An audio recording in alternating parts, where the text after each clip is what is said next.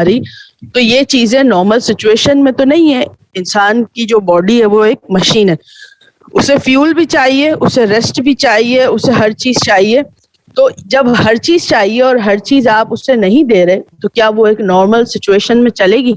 नहीं चल सकती। कहीं ना कहीं कोई ना कोई फिजिकल प्रॉब्लम आएगा।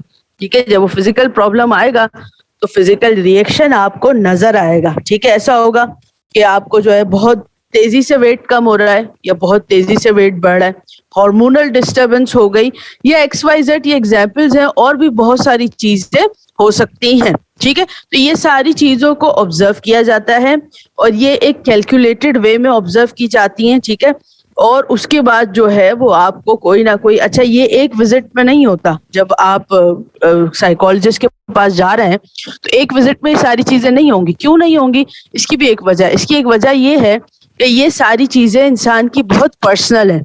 मैं अगर आपसे अभी पूछूं कि आपके अब्बा क्या करते हैं, आपकी अम्मा दिन में क्या, मतलब पूरा दिन कैसे गुजरता है, फिर आपके बहन भाई क्या करते हैं, तो थोड़ी देर बाद आपको ऑकवर्ड फीलिंग आएगी कि भाई ये मिस क्यों मुझसे मेरी इतनी पर्सनल क्वेश्चंस पूछ रही। फिर मैं आपसे ये पूछूं, अच्छा आप किसी के साथ रिलेशन में हैं, तो फिर आप थोड़ा सा और जो है वो थोड़ा सा ऑकवर्ड फील करेंगे कि भाई मैं क्यों बताऊं, मेरी ये पर्सनल लाइफ है, लेकिन वहां पे आपको बतानी है। तो ऐसी सिचुएशन में फर्स्ट मीटिंग में आप कभी भी ये पर्सनल बातें डिस्क्लोज नहीं कर देना। ही साइकोलॉजिस्ट आपसे पूछेगा, क्योंकि उसे भी अंदाजा है कि रेपो बिल्डिंग के बाद ही आप चीजों को डिस्क्लोज करेंगे। ठीक है, तो ये 4, 6, 8 सेशंस होते हैं, साला साल जो है ये काउंसलिंग चलती है, ये थेरेपीज चलती है।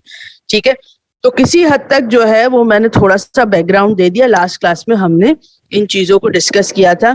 यहाँ तक किसी का कोई क्वेश्चन हो तो वो पूछ ले, फिर हम आगे चलते हैं। 2-3 सेकंड का पॉज लेते हैं।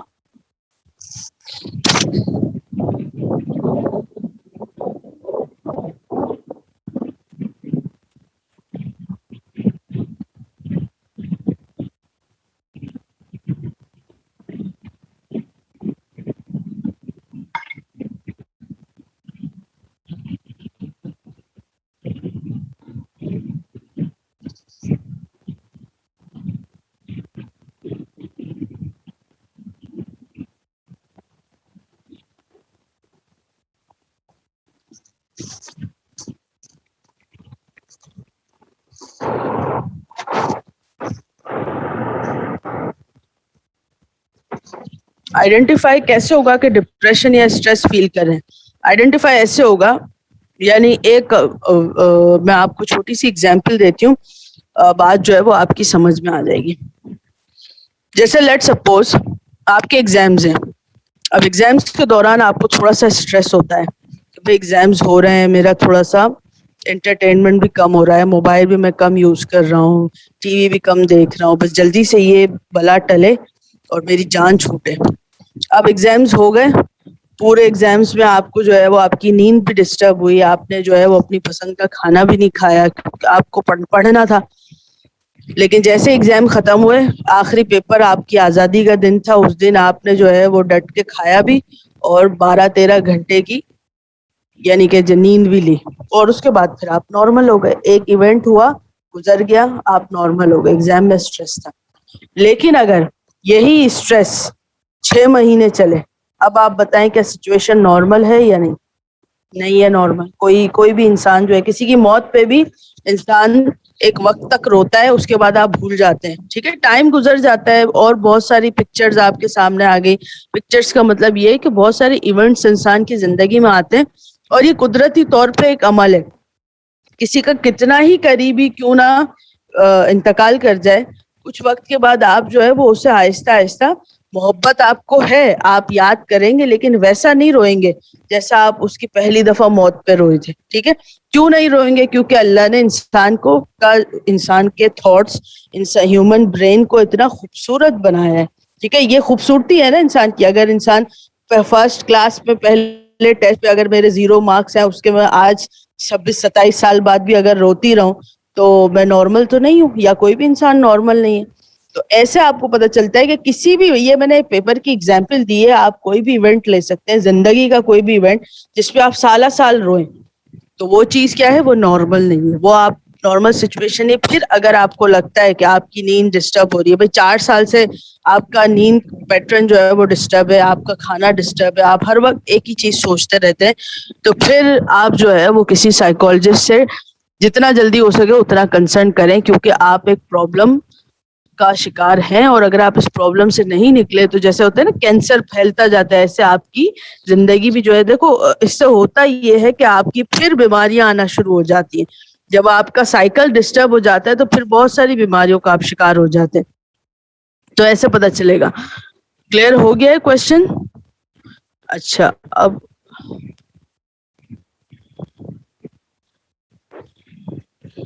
अच्छा उसके बाद है सोशल रिलेशन। सोशल रिलेशन का मतलब ये है कि आपके आसपास इर्द गिर्द दोस्तों के साथ, रिश्तेदारों के साथ आपका जो है वो रिलेशनशिप कैसा है, यानी कि रिलेशनशिप को उर्दू में क्या बोलेंगे, हाँ, ताल्लुकात कैसे हैं आपके। ठीक है, जैसे हर वक्त अम्मी से लड़ाई होती है, जहर लगती है अम्मी, अब्बू जो है वो बहुत ही बुरे लगते हैं, हर वक्त बोलते रहते हैं, हर वक्त डांटते रहते हैं, कोई दोस्त नहीं है आपका, किसी से बात करने का दिल नहीं करता, आप सोशल गैदरिंग में नहीं जाते, आप किसी फैमिली की कोई गैदरिंग हो रही है उसमें नहीं जाते। अगर आपको हर इंसान जहर लगता है, हर इंसान बुरा लगता है, तो हर इंसान बुरा नहीं हो सकता, कहीं ना कहीं प्रॉब्लम जो है वो आप में है। ठीक है, जैसे कि फेल होने के बाद अक्सर लोग जो हैं वो छुपना शुरू कर देते हैं। ठीक है, क्यों छुपना शुरू कर देते हैं? कि भाई लोग हमसे पूछेंगे, लोग हमें जो है वो टॉन्ट करेंगे, टीस करेंगे कि भाई तुम तो फेल हो गए, ये सारी चीजें। और अगर ये सिचुएशन आपकी एक लंबे अरसे तक चले तो फिर कहीं ना कहीं प्रॉब्लम है। अच्छा, ये भी सिचुएशन गलत है कि आपको फेल होने के बाद कोई कोई निदामत और शर्मिंदगी नहीं है, तो ये भी एक थोड़ा सा प्रॉब्लम है कि आप बहुत ही ज्यादा ओवर कॉन्फिडेंट है। ठीक है, तो एक नॉर्मल सिचुएशन से हटके जो है वो बात होगी तो वो एबनॉर्मलिटी की तरफ ही जाएगी। बहरहाल सोशल रिलेशनशिप की बात कर रहे थे, तो आपकी सोसाइटी में लोगों के साथ आपके ताल्लुकात कैसे हैं, इसका मतलब ये है। अच्छा, एंजाइटी, स्ट्रेस और डिप्रेशन, ये 3 अलग अलग चीजें हैं। जब हम साइकोलॉजिकल डिसऑर्डर्स पढ़ेंगे ना तो इसमें मैं बताऊंगी कि तीनों में डिफरेंस क्या है। ठीक है,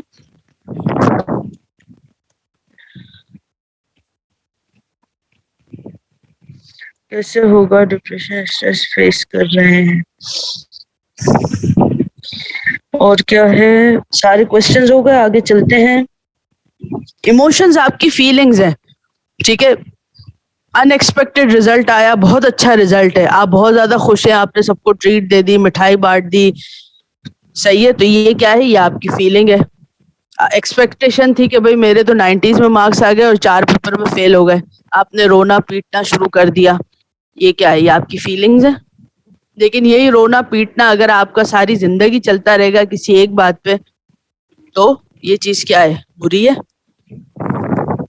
चले भाई आगे चलते हैं, समझ में आ गया। अच्छा, अब है स्टेप्स इन साइंटिफिक मेथड। अब ये जो टॉपिक है,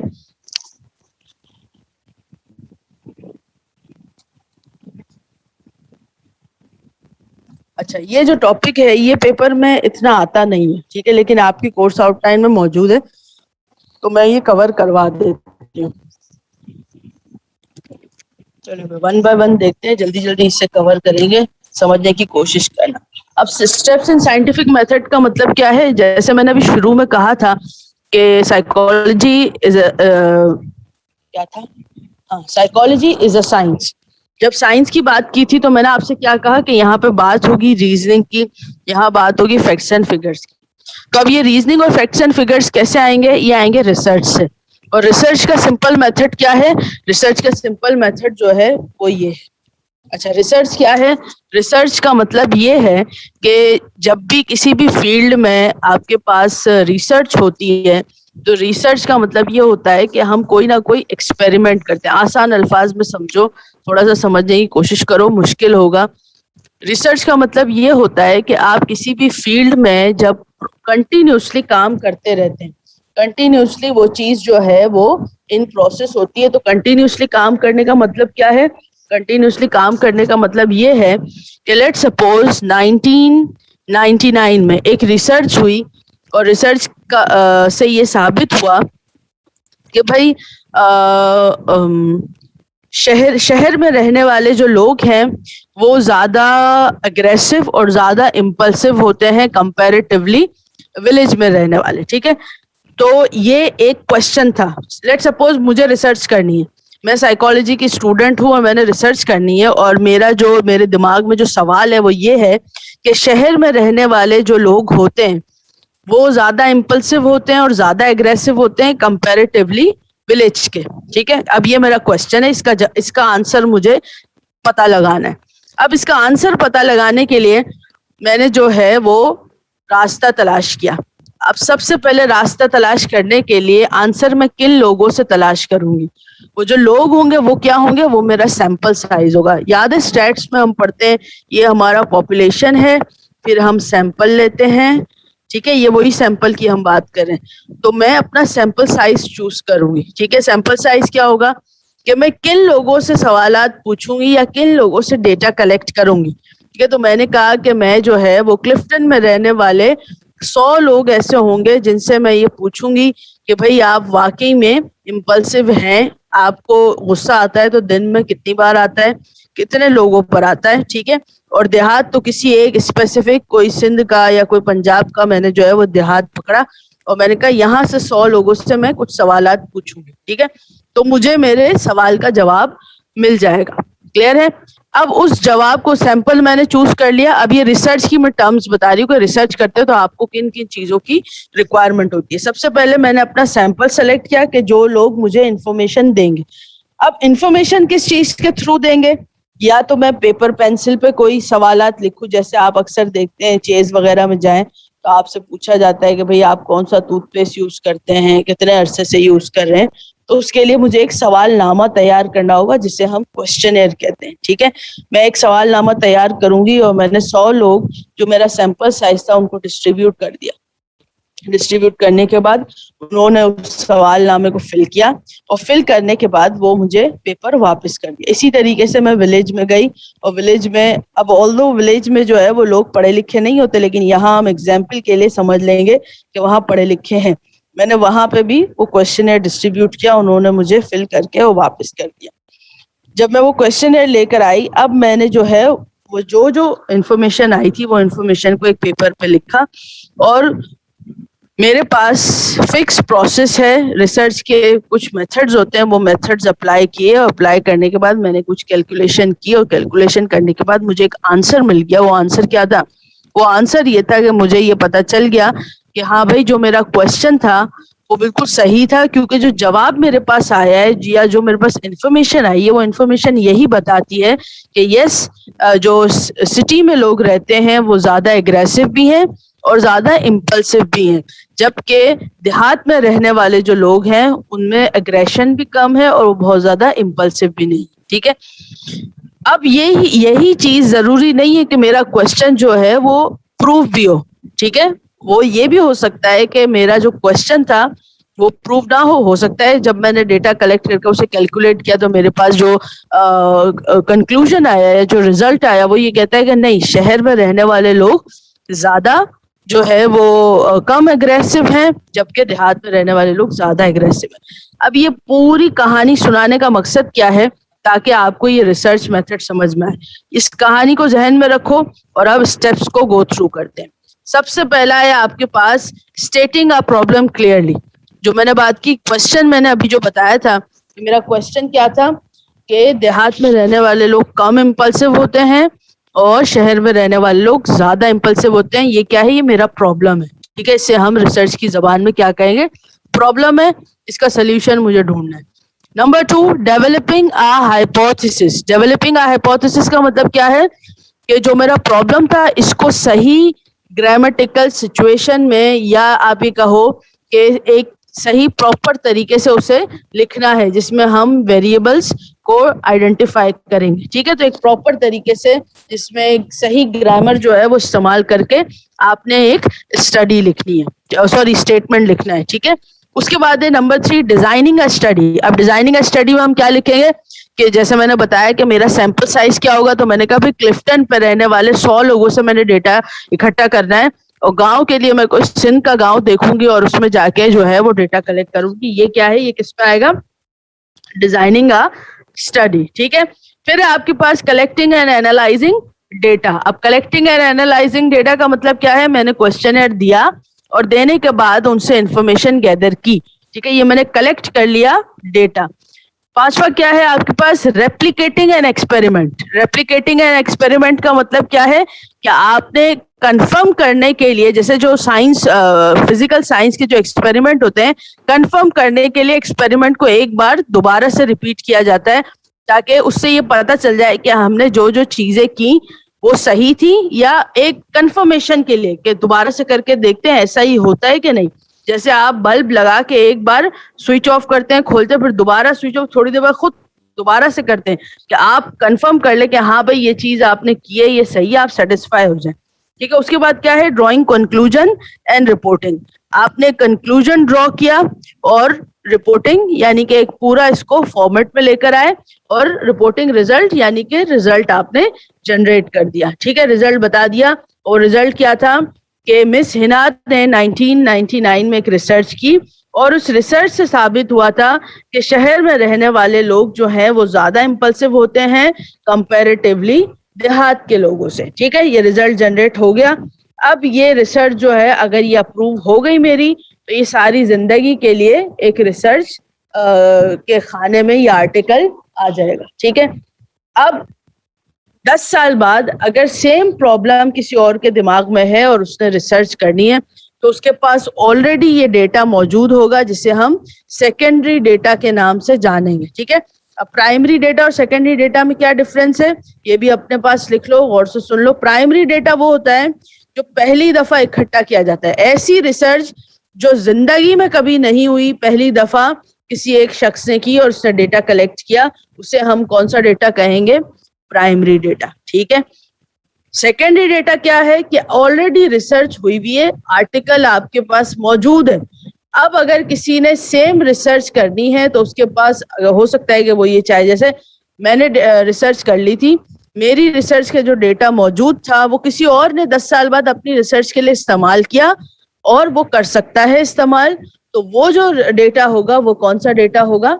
जो आपके पास पहले से मौजूद है उसे हम कहेंगे सेकेंडरी डेटा, ठीक है। तो ये छोटी सी रिसर्च का एक टॉपिक है, हो सकता है पेपर में आ जाए क्योंकि आपके कोर्स में मौजूद है, लेकिन पास पेपर्स में या जितना मेरा जो टेन्योर है उसमें ये क्वेश्चन शायद ही आए, और ना के बराबर वाला शायद। सही है, बात समझ में आ गई? यहीं तक रखें या आगे चलें? यहाँ तक बात समझ में आ गई? थोड़ा सा पॉज लेंगे, जिसने क्वेश्चन पूछना है वो पूछ ले, ठीक है। यहीं तक आप बोलेंगे तो यहीं तक रखेंगे, वरना आगे चलेंगे।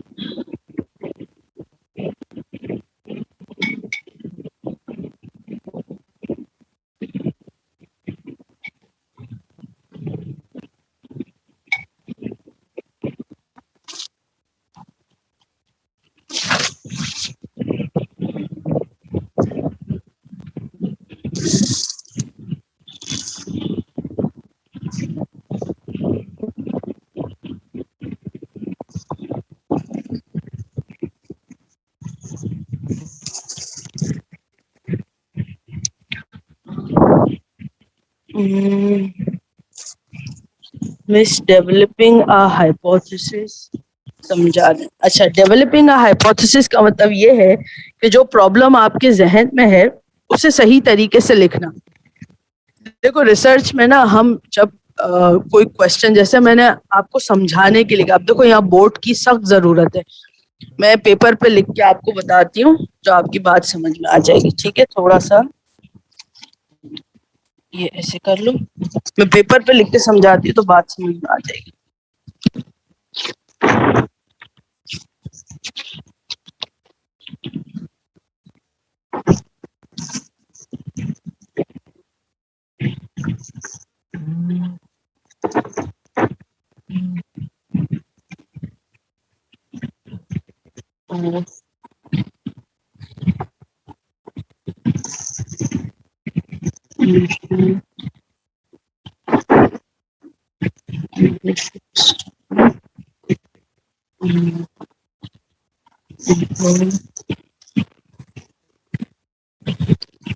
अच्छा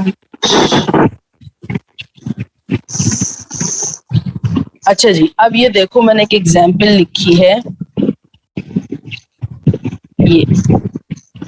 अब आप देखें, बाकी लोग भी जरा गौर से देखें, क्लियर हो जाएगा। देखो यहाँ पे लिखा हुआ है impact of transformational leadership style on employee performance. ठीक है, अब ये जो है ये एक हाइपोथेसिस है, ये मैंने हाइपोथेसिस की फॉर्म में लिखा है। ठीक है, यानी ये प्रॉपर सही तरीके से हाइपोथेसिस ऐसे ही लिखा जाता है। अब ऐसे ही का मतलब क्या है, देखो यहाँ दो चीजें आपके पास है।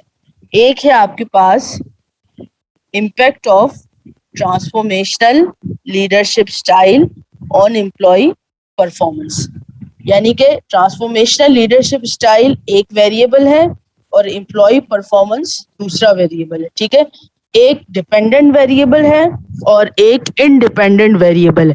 हाइपोथेसिस जब भी लिखा जाता है इस पे दो चीजें मस्ट है। ठीक है, अभी आपकी इंफॉर्मेशन के लिए, आप अभी BS 8 में नहीं गए, जब BS 8 पे जाओगे रिसर्च पढ़ोगे तो उसमें डिटेल में पढ़ना।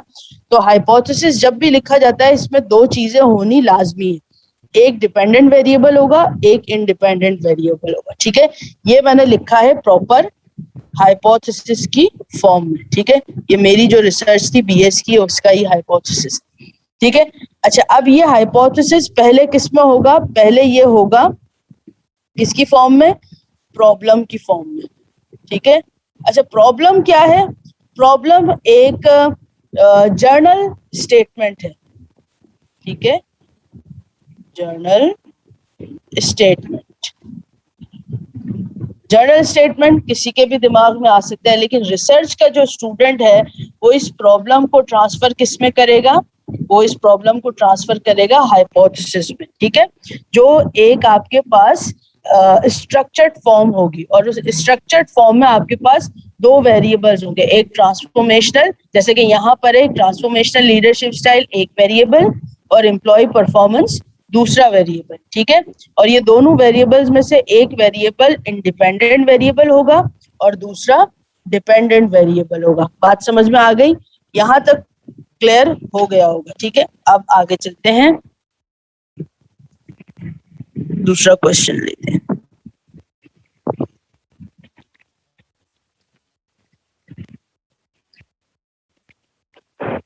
अच्छा, जिन लोगों ने ये पूछा था प्रॉब्लम स्टेटमेंट, उनको समझ में आ गया है?